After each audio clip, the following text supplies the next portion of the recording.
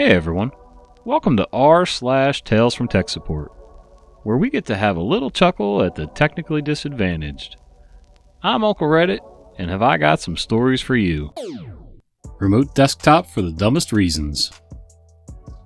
I have a user who was high up in the chain and testing my patience. Before we all became stuck inside, he ordered a brand new Windows 10 laptop per his request, but he decided not to pick up until 2 weeks into everyone working from home. So I came in just for his request and set him up. 2 weeks go by and he puts in a ticket about Google Remote Desktop stopped working. We don't use Chrome Remote Desktop. Turns out the host machine shows offline, but the computer is on. Because he is in office, so I told him to reconfigure the host. Then he threw a fuss of why it would go down after working and decided not to do that. But I was wondering, why would he need remote desktop at all? The laptop has all the software, file servers, have all working files. Turns out he was remoting into a Mac. His reasons. I like Apple Mail better. Connecting to servers on a Mac is integral to my workflow, as I can move in a quicker fashion. This laptop isn't the same as my desktop, despite its capabilities. The laptop isn't doing the work I am. Holy snot! Why the heck would you order a Windows 10 laptop to Chrome Remote Desktop into an old iMac? Good question. It just makes no sense. Just buy the new Mac.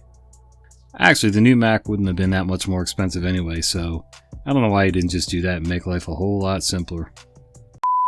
Some days are a joy. Search engines to the rescue. Too Long Didn't Read, where our hero uses his amazing Google skills to save his job and both his boss and customer thousands. I posted earlier about when manufacturers tend to make minor mistakes. I also tried to post about how hard it is to flush electricity, but that one got canned, I reckon. But here's another such story. We had a customer bring in a luxury SUV for a popping sound. Tex checked it out and said it was from the transfer case.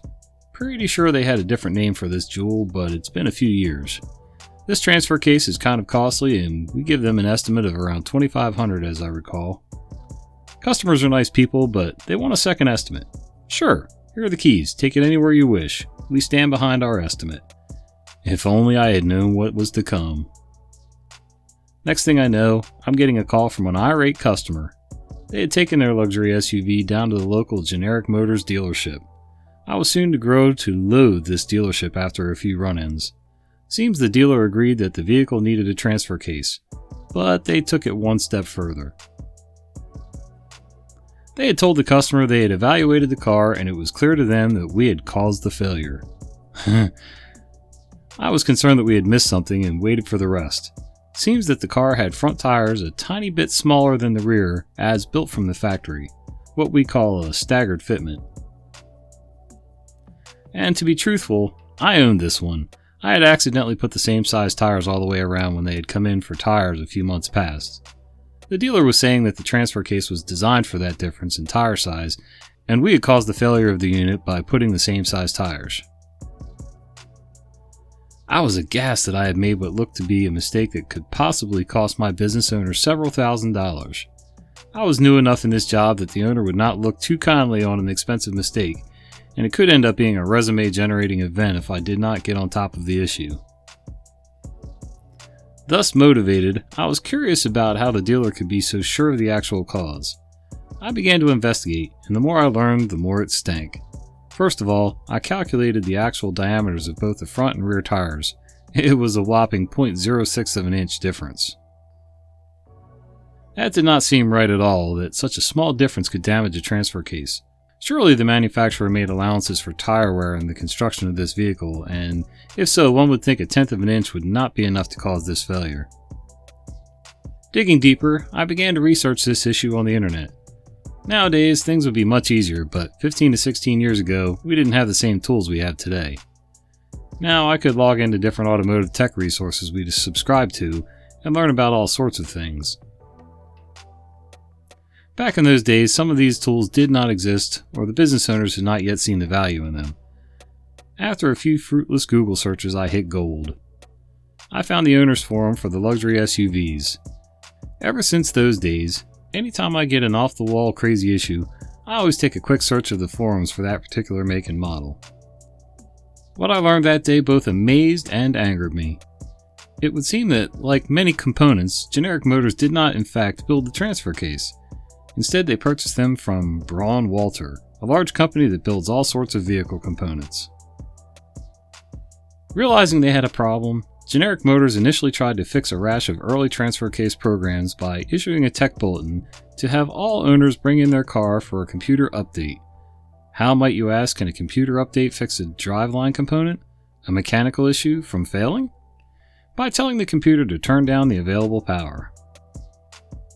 So in essence, those owners that bought the vehicles because they were both large enough to haul the family, and it was also sporty enough to have a little zip due to the 300 horsepower, probably were never told the dealer was turning the power way down to avoid Generic Motors actually fixing the issue. I'm sure there were a lot of SUV owners who were less than thrilled about the results of this after their cars suddenly became sluggish. Of course, they didn't spell out the repair, rather that it was simply an update. I also read that the tire size was not an issue. Many people were choosing to customize their cars and put aftermarket wheels and tires that were larger, but all the same size. But reading further on the forums, the programming did not fix this issue. Braun Walker, the manufacturer of the part, had given Generic Motors a green light to replace any failed units. But to keep costs down to both, it was not given a recall status. Rather, a letter was sent out to the dealers informing them of such, and also if anyone called the 1-800 number for the LUV SUV brand, they were told they could get the repair done at no cost. Interesting. Having done my homework, it was time to make a call. I got in touch with the service writer that had called the customer and asked him just how they determined the tires had caused the part failure. "We are professionals here and we just know," was the reply. "Ah, I see." Then I upped the ante. I asked him if he could look and see if the SUV in question had ever had the update, or in-car lingo, TSB 10100-1245. It got quiet for a minute, and then he asked me where I had found that. Me. "Sir, that doesn't really matter, does it? I have a computer and know how to use it." He got a bit frosty at that. Time to go nuclear. I played my ace. Me. "Are you aware of Generic Motors Policy Letter 12345 that informs dealers that this part will be replaced at no charge under campaign number 2005-112? Upon getting no reply, I kept on. Me. "I would think a dealership such as yours should be fully aware of this information and you should have made the customer aware of it long ago. I think either you aren't doing your job or you're trying to avoid doing warranty work and instead making customers or us pay for a job that's covered." He was pretty irked and shot back, "I don't think I like how you're talking to me." End of conversation. Time to talk to the customer. They were happy it was resolved at no cost to them. We made them right on the tires, and she did mention the service writer thought I was awful rude. I get that way sometimes. Yeah, that's simply amazing to me. Listen, I'm a dumb carpenter from years gone by, who now has a completely other career and make YouTube videos. But even I know how to use Google. I received an email and the attachment won't open. You know that some sentences will instantly make your heart beat faster? This morning while I was waking up, I received a message from our team lead with such a sentence. Team lead. "Hey OP, are you online yet? I received an email and the attachment won't open."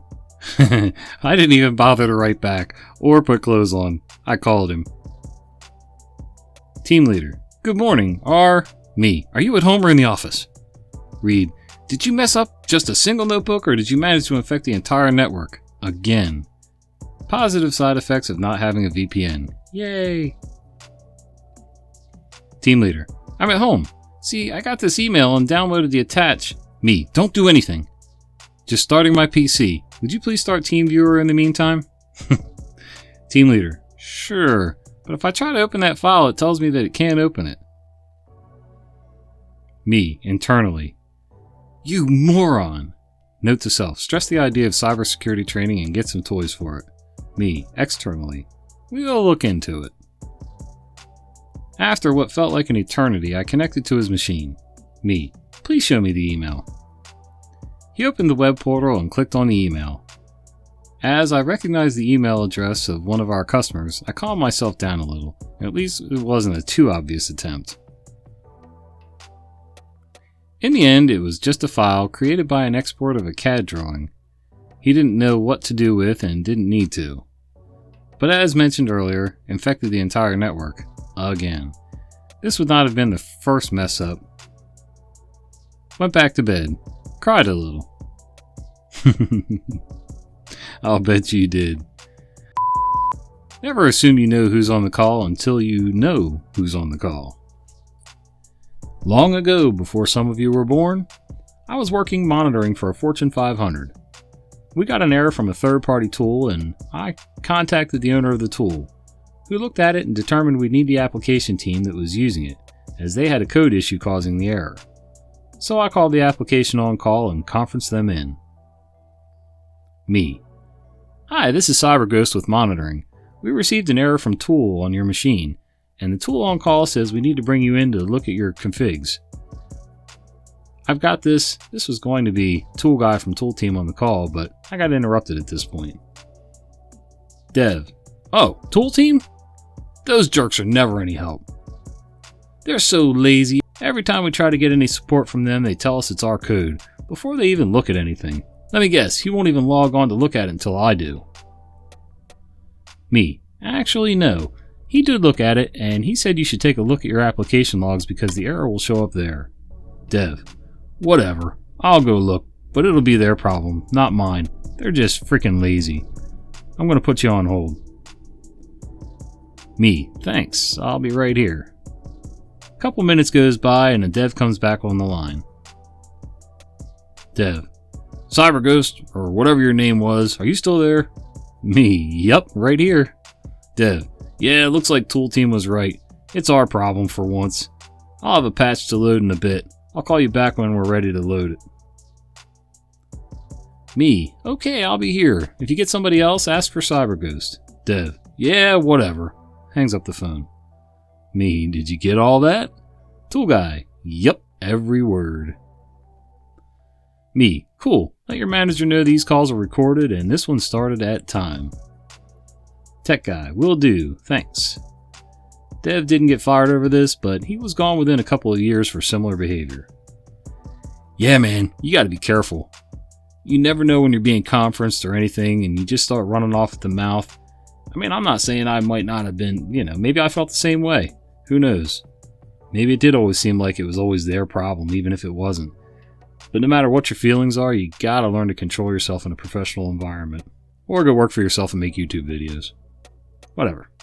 Hey, if you made it this far, you are a legend. Do me a favor, let's take it a step further and click one of these videos.